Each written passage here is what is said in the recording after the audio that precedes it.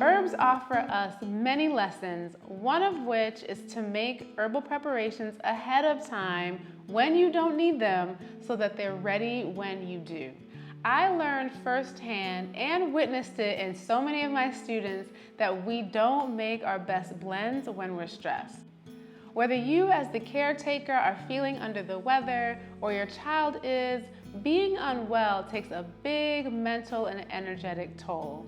Trying to think through, research, and formulate an herbal blend when symptoms arise is difficult at best and at worst yields not great herbal combinations. Additionally, because we're stressed and we're resorting to the very scientific herbal formulary practice that I like to call throw everything in a pot and hope for the best, we're also really uncertain about whether or not the herbs are working, and as a result, we may underdose or overdose. I can speak to this spiral so well because I learned the hard way when our son was 2 years old and had croup, the common childhood viral infection that makes your child's cough sound like a bark.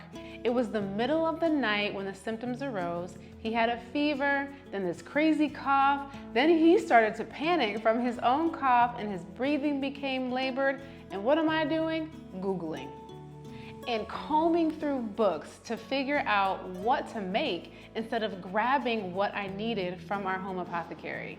Luckily, I had the herbs I needed, but now I had to wait for them to be ready.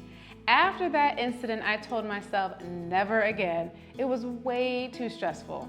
So this inspired me to not just have a home apothecary of loose leaf herbs, but to have them in a preparation that allows me to easily take or administer them at the onset of symptoms.